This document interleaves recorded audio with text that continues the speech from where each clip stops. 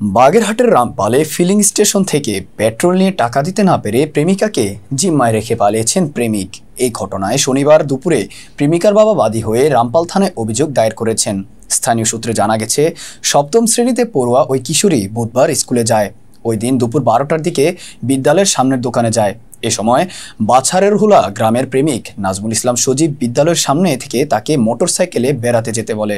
মেয়েটি সজীবের সঙ্গে তার মোটরসাইকেল উঠে বেড়াতে যায়। ভাগাবাজার এলাকায় গিয়ে মোটরসাইকেলের জ্বালানি শেষ হয়ে গেলে সজীব স্থানীয় একটি ফিলিং স্টেশনে গিয়ে মোটরসাইকেলে পেট্রোল নেয়। পেট্রোল নিয়ে টাকা দিতে না পারায় টাকার বদলে প্রেমিকাকে জিম্মায় রেখে টাকা আনার কথা বলে চলে আসে।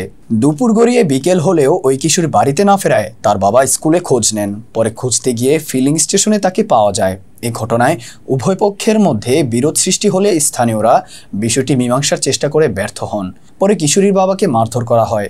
এই ঘটনায় কিশোরীর বাবা বাদী হয়ে গাব্বনিয়া গ্রামের মোহাম্মদ শহীদুল ইসলাম, হাবিবুর রহমান, নাজমুল ইসলাম সজীব, মল্লিক মনিরুল ইসলাম, ফয়সাল মল্লিকদের বিরুদ্ধে লিখিত অভিযোগ করেন। রামপাল থানা পুলিশের ভারপ্রাপ্ত কর্মকর্তা ওসি সোমেন দাস বলেন, এমন একটি অভিযোগ পেয়েছি, তদন্ত করে অভিযুক্তদের বিরুদ্ধে আইনগত ব্যবস্থা নেওয়া হবে।